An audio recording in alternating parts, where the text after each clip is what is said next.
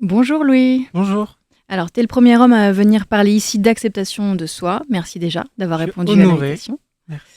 Tu as coécrit toutes les chansons de ton album et tu as choisi comme premier titre Que tu te mentes. Cette chanson, c'est une invitation à être absolument en soi. Tu chantes, assume les goûts qui sont les tiens, la recherche de ton parfum, ça n'appartient qu'à toi.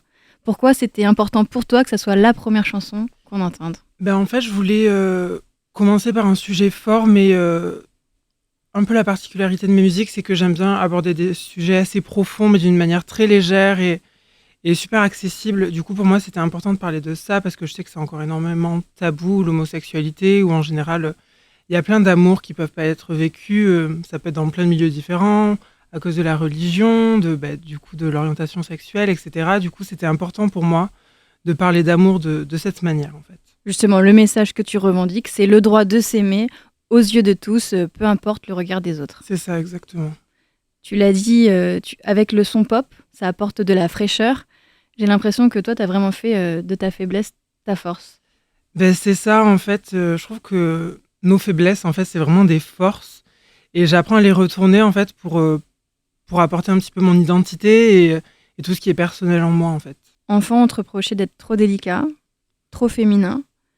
Donc on l'a dit aujourd'hui, cette différence, c'est ta force. Depuis combien de temps tu dirais que tu as réussi à en faire véritablement ta force? Ben, quelques mois, peut-être. Ah oui, Ouais, c'est très récent. En fait, ça a été vraiment tout un chemin. Mais en fait, c'est quand j'ai fait la Star Academy, c'est un petit peu là où j'ai réussi à tout concentrer et en fait me dire, en fait, c'est ça qui fait que t'es toi et que t'es là.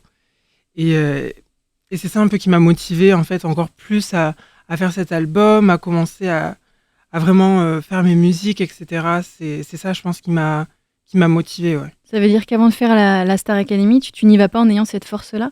Non, je me reproche énormément de choses et je suis pas encore au top mentalement. Tu te reproches quoi?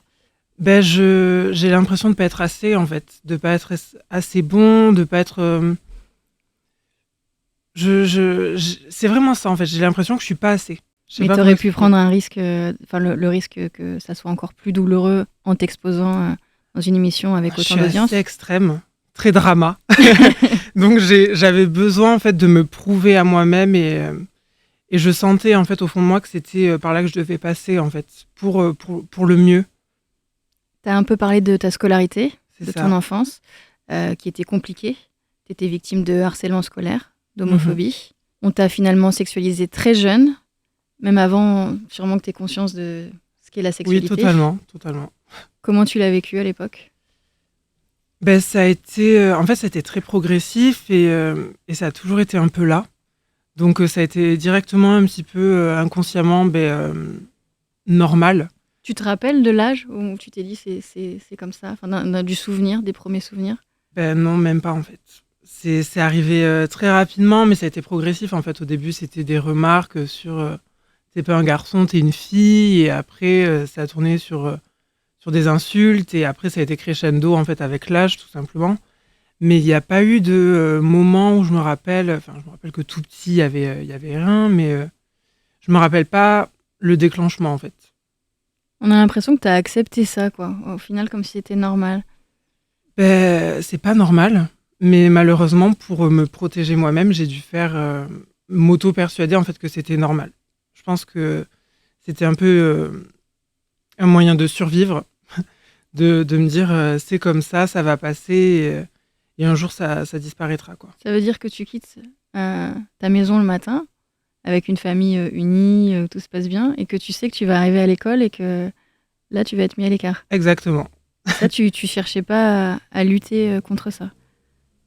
Mais je sais pas, j'y arrivais pas en fait. Tout simplement, je savais pas quoi faire, je savais pas comment réagir. On m'aidait pas forcément quand je demandais à l'aide ou donc comment un enfant réagit en fait face à aucune réaction, il se dit juste c'est normal. T'avais du soutien d'aucun camarade? Si j'avais des copines, etc., qui étaient avec moi et qui me soutenaient, etc., mais c'est jamais assez. En fait, on a besoin d'être vraiment soutenu et c'est pas juste avoir des potes un peu. Enfin, c'est étrange comme on se sent vraiment seul en fait, quoi qu'il. Et tu Donc, disais que, en fait, il y avait les gens de ta génération, les enfants, mais chez les adultes, c'était pas forcément mieux, puisque il y a cette histoire où tu racontes que tu te décides à en parler à ta maman, qu'elle va voir la proviseure pour dire c'est pas possible, enfin, la situation de mon fils, elle peut pas rester telle qu'elle, et que là, à ce moment-là, la proviseure, elle lui dit mais PD, c'est pas une insulte, on lui rappelle juste ce qu'il est. Ouais. La C'est violence très de violent. cette Ouais, mais phrase. j'avoue que j'ai pas du tout été aidée non plus par les adultes. Et du coup, je pense que c'est ça aussi qui a fait que je me suis dit, bah, c'est normal parce que les adultes, pour nous, quand on est enfant, c'est un petit peu la voix de la raison, la sagesse, c'est eux qu'on écoute. Et quand les adultes, en fait, ne réagissent pas et trouvent ça normal, ben, moi, j'ai juste intériorisé, en fait, le fait que c'était normal et que je méritais cette violence gratuite, en fait. On dirait que t'as malgré tout fait la paix, que t'as pas de colère, Je, t'en veux à je- J'en veux personne. pas. Parce que je peux pas en vouloir. Je peux pas avoir de la rancœur contre de la bêtise, en fait. C'est vraiment comme ça que je réfléchis. Je me dis, c'est des personnes qui n'avaient pas conscience de ce qu'elles faisaient. Je pense pas que c'était volontaire et que c'était vraiment de la haine gratuite, parce qu'on peut pas avoir de la haine et de la violence pour un enfant. C'est pas possible, en tout cas. Pour moi, c'est inconcevable. Donc, je considère juste que c'était des personnes qui n'avaient pas encore été éveillées à certains sujets. Et du coup, ben, aujourd'hui, c'est un peu mon devoir de leur ouvrir les yeux et de leur dire je vous pardonne, mais par contre, je veux que vous avanciez aussi un petit peu dans vos mentalités. Notamment avec cette chanson. C'est ça, totalement. J'imagine que le reste de l'album va dans la même direction.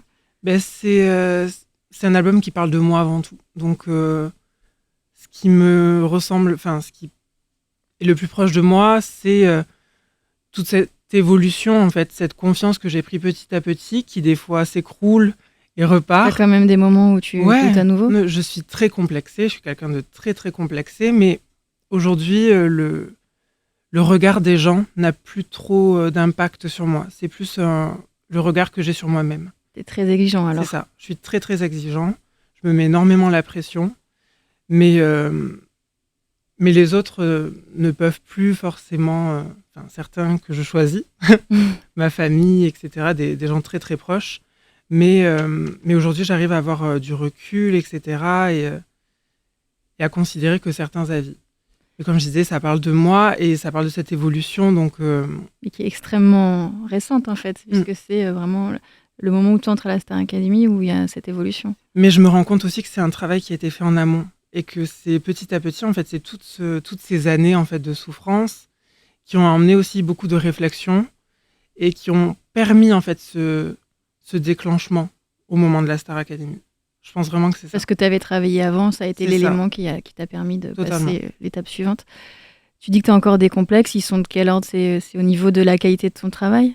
C'est très superficiel mais très physique. Ah bon? Ouais, je suis Comme quoi? très, j'aime rien de mon physique. C'est très compliqué T'aimes pour moi rien de ton physique? Ouais, c'est très compliqué pour moi de me regarder dans un miroir. C'est vraiment. Je sais que c'est étonnant parce que. Bah, c'est surtout très dur. Mais Il faut que tu t'apportes un peu de douceur quand C'est même. ça. Mais Et ça n'a pas aidé justement de passer à la télé? Ça aide des fois. Des fois, je me regarde à la télé, je me fais ah aujourd'hui t'étais plutôt beau Ah, et après je me dis enfin je sais pas, il y a toujours ce truc où c'est très compliqué, j'ai vachement de mal à me regarder. J'ai les frissons directement, je me gêne un peu, je suis un peu tu te regardes, tu évites les miroirs, quoi. ouais. Et le fait que tu parce que tu as une grosse communauté Mm. qui te donne vraiment beaucoup d'amour, parce que moi je te suis, Oui, j'avais oui. regardé, ça n'aide pas. Ben au départ, j'avais vachement de mal. Ils te disent que t'es beau tout le temps. Oui, c'est ça. Ils sont trop mignons, mais c'est au départ, c'était dur pour moi. J'arrivais pas forcément avec mon image en fait, à moi-même T'acceptais même pas le m'afficher. compliment? Non, même pas. J'étais bon, c'est pour être gentil qu'ils font ça. Et en fait, petit à petit aussi, j'arrive à évoluer aussi sur ça et j'accepte les compliments. Je me dis, c'est bon, ils vont pas me mentir. Quand même. Non. Toute la journée, ils vont pas me mentir, c'est pas cool. Donc, je me fais à l'idée et j'essaye d'évoluer dans ce sens et de m'accepter de plus en plus en fait. Après, c'est le travail d'une vie, l'acceptation de Oui, soi. mais quand donc, tu dis j'aime rien dans mon physique, c'est vraiment. C'est très très dur Ouais. au quotidien. Il y a bien quelque chose il y a bien une petite partie de ton corps ou dans tes yeux, ton regard. Ouais, j'aime bien mes yeux. Ah voilà, Ça va. ça va. Donc voilà. Comme- Ouais, non. Ça dépend des jours en fait. Et aujourd'hui, Aujourd'hui, c'est le matin, donc je me trouve pas ouf du tout. Mais ça va, ça va. Ça veut dire que tu t'aimes pas au réveil? Non. Ah, surtout pas au réveil. Pourquoi? Faut quelques heures pour que tout se soit réveillé un petit peu. Donc en fait, on a l'impression que t'en veux à personne, mais avec toi, il faut que tu arrives à ne Ouais, pas t'en vouloir totalement. non plus. Ouais, c'est ça. Et cette phase-là, comment on la travaille? Je la travaille au quotidien. C'est bête, mais des fois, je me force à aller devant le miroir, à me regarder, me dire, tu es bien comme tu es. Mais c'est ce qu'il faut faire. C'est ça. C'est le matin, se regarder, se faire des compliments. Et quand je fais quelque chose dans mon travail, maintenant, j'hésite plus à me dire, c'est bien. T'as bien bossé, c'est cool, c'est vraiment quali et tout. Bah, surtout que tu réalises bien qu'en très peu de temps, il t'arrive C'est plein de ça. belles choses qui te En témoignent. très peu de temps, j'ai fait une masse de travail assez énorme. Donc, je me rends compte que je suis capable, en fait. Donc, ça aussi, ça m'aide chaque jour à me sentir plus légitime et à prendre confiance. Est-ce que tu es quand même totalement en phase avec ton image intérieure, en tout cas, enfin, Ouais, avec ton intellect, avec les messages que ouais, tu veux passer? totalement. Par contre, sur qui je suis plutôt en paix. Parce que je sais que j'ai rien à me reprocher, que comme tous les humains, j'ai une marge d'évolution. Mais, mais je sais que je me bats chaque jour pour être quelqu'un de bien, de profondément bienveillant. Et c'est ça qui rend fière ma mère, mes parents. Donc c'est ça, c'est la priorité pour moi, c'est d'être quelqu'un de bien. Donc tant que j'ai rien à me reprocher, je me sens en paix avec moi-même. Et ta maman, elle sait que tu n'aimes rien chez toi? Ouais. Et comment une maman, elle peut vivre que son petit garçon, comment elle peut vivre ça, le Mais fait qu'il s'aime c'est pas? accepté, je pense, au fur et à mesure. Enfin, j'ai toujours été très complexée, donc je pense qu'elle s'est juste fait à l'idée. Après, elle me trouve le plus beau du Bah monde. oui, Et c'est normal. donc voilà, c'est les mamans. Mais ça l'embête toujours quand elle m'entend dire que je me trouve pas beau, mais c'est comme ça. Mais du coup, pourtant, tu dis, quand je suis allée à la Star Academy, avoir les caméras sur moi, ça n'a vraiment pas été un problème. Ouais, je suis quelqu'un de très contradictoire sur plein de choses. Vraiment, mais parce que vu que c'est pas moi qui me voyais directement. Tu regardais pas le retour? Vous l'aviez pas? Très peu? Non, on n'avait pas les retours envoyés. Enfin, juste premier prime. Enfin, chaque semaine, on voyait les primes. Et donc là, souvent, je pleurais. Mais non. Enfin, le premier, j'ai beaucoup pleuré parce que c'était traumatisant pour moi de me voir en Oui, fait c'est à une la première télé. aussi. C'est un peu spécial. Mais après, on s'y fait en fait tout simplement et j'ai réussi à avoir un certain détachement. Au début, tu pleurais parce que tu t'aimais pas physiquement dans la télé? Physiquement et tout, enfin, c'est la globalité, je me disais. J'étais très dure avec moi-même. Parce que tes performances, elles étaient saluées. Ouais, mais c'était Je veux dire, toujours. t'es allé jusqu'en finale, donc Oui, dès le début, on le mais savait. moi, j'étais un petit peu. C'est jamais assez. Je dois être meilleure. Je dois être toujours me donner à 100%. Et je voyais toujours la marge de progression, en fait. Et t'as grandi dans un petit village? C'est ça. 400 habitants? C'est ça, exactement. Ça s'appelle comment? Boudy de Beauregard. C'est dans le Lot-et-Garonne. Et là, tu as décidé de venir t'installer à Paris, enfin de rester en sortant de la Star Academy. Et justement, comment tu trouves le regard des gens ici, dans la capitale, par rapport au fait que tu étais en province, mais en plus, tu étais vraiment dans une vie rurale, quoi. Donc, c'était... Je pense que... Enfin, il est très différent. Mais après, je suis aussi dans un milieu où c'est beaucoup plus accepté parce que du coup... honnêtement, socialement, en ce moment, c'est pas trop... je sors pas énormément et tout. C'est surtout le boulot. Donc, je traîne vachement avec que des gens du métier un peu. Et du coup, ce côté un peu plus extravagant, hors norme. C'est comme ça que tu te qualifierais, toi? Non. Ah. Non, du tout. Mais c'est comme ça que c'était considéré. En fait, c'était pas dans la norme. C'était trop... alors que j'ai pas forcément... Enfin, je suis juste moi, en fait. Je cherche pas à être quelqu'un d'autre. Et dans ce milieu-là, en fait, il y a beaucoup plus d'acceptation de la différence, en fait. Donc, j'ai pas l'impression d'être jugée. Et franchement, ça me soulage aussi beaucoup. Donc, tu te verrais pas retourner vivre Si, parce que j'aime quand même les gens de là-bas. Je les aime profondément. Ça me manque. C'est ma campagne, c'est chez moi. Et je pense que c'est juste en fait ce changement et cette lumière qu'il y a eu sur moi, mais ça peut juste peut-être aider à faire évoluer un petit peu ces mentalités. Tu penses que là, si tu retournes vivre dans ton village, par l'évolution qu'il y a eu médiatique, il y aura un traitement Je différent? pense qu'il y aura eu des évolutions. Il y aura eu du plus et du moins. Est-ce que cette proviseure dont on a beaucoup parlé, elle t'a recontacté après Non, que t'aies raconté l'histoire? Non. non. Il n'y a pas des gens qui t'ont maltraité enfant, qui finalement ont eu peut-être, c'est presque de la sagesse, de se dire finalement je suis désolée, j'ai mal agi. J'ai pas eu des. Il y a eu un peu je pense des gens qui ont éclipsé certains trucs de leur mémoire. Ça c'est encore, c'est pas très agréable Voilà. non plus, quoi. C'est comme ça. Je suis en Toi, t'es paix. ok avec tout le monde? Ouais, non, en fait, j'ai pas leur temps, quoi. Je me dis, T'as pas le temps si pour je les me mauvaises énergies. concentre vraiment sur tout ce qui va pas, je vais pas avancer. Et aujourd'hui, j'ai avancé, je suis en train de vivre mon rêve, et c'est pas pour que je me replonge en permanence dans ce qui allait pas. Donc, tant qu'ils ont avancé personnellement et que leur mentalité a évolué, même s'ils acceptent pas ou qu'ils s'excusent pas, C'est déjà un petit pas de c'est fait. déjà un pas pour moi. Donc, je trouve ça important, en fait. On a beaucoup à apprendre de cette philosophie. Justement, on termine l'émission avec 3 questions. Dedans, il y a le mantra qui ne te lâche pas. Quel est le tien? Je sais pas, j'en ai pas forcément.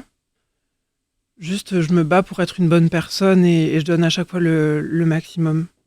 C'est ça, pour rien regretter, en fait. Ta définition de la beauté. La beauté, elle est surtout intérieure pour moi. Je sais que, du coup, avec moi, je suis très dure sur mon physique. Mais chez les autres, je sais que quelqu'un qui n'est pas forcément dans les standards classiques, si le cœur est présent, je peux chavirer. Donc, pour moi, c'est avant tout le cœur qui est important et toutes les valeurs, en fait, fondamentales, humaines. Comment est-ce que tu dis au revoir au complexe? Ben, petit à petit, c'est un travail et je sais pas T'as comment l'air leur en dire au plein dans revoir. ce travail, surtout. C'est ça, je suis encore dedans. Donc, je sais pas comment leur dire au revoir définitivement, mais je pense que c'est un travail quotidien et on doit pas non plus s'en vouloir si ça va pas assez vite. Euh, Tant qu'on sent des petites avancées sur certaines choses, je pense que c'est le principal. Donc, juste on travaille, on est gentil avec soi et voilà. Il faut que tu le sois aussi avec toi, hein. Oui, mais je travaille dessus. En tout cas, merci de nous avoir accordé ce joli moment, Merci à vous sans tous. mensonge et en toute sincérité. Merci. Malika Ménard reçoit Louis Albi sur M Radio.